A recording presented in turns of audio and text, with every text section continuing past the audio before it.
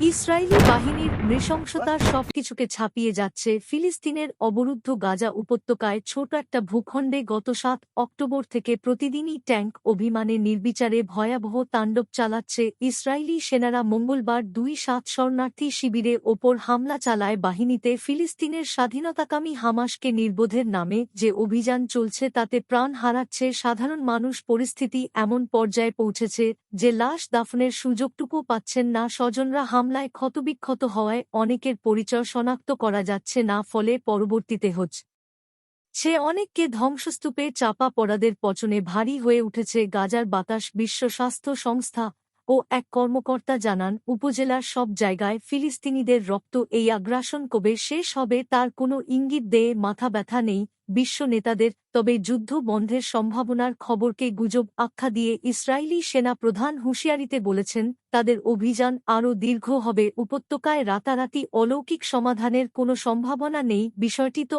আরও জটিল, তাই যুদ্ধ অনেক মাস ধরে চলবে। আমরা আমাদের লক্ষ্যে পৌঁছাতে নানা পরিকল্পনা অনুযায়ী কাজ করছি। আমাকে নিশ্চিহ্ন করতে কোনো অলৌকিক সমাধান নেই, তবে অবিরাম লড়াইয়ের মধ্য দিয়েই তাদের পতন ঘটাতে পারব। একটা গল্প বল। অধিকৃত পশ্চিম তীরে ও একই পরিস্থিতি প্রতিদিনই ফিলিস্তিনের এই অঞ্চলটির আবাসিক এলাকায় ইসরায়েলি সেনাদের অভিযানে প্রাণ যাচ্ছে ফিলিস্তিনিদের। মঙ্গলবার হামলায় নিহত ফিলিস্তিনিদের লাভ স্টোরি আগ্রাসনের বিরুদ্ধে ব্যাপক বিক্ষোভ করেন বিক্ষুব্ধ লোকজন। 2014 বি নিউজ ডেস্ক।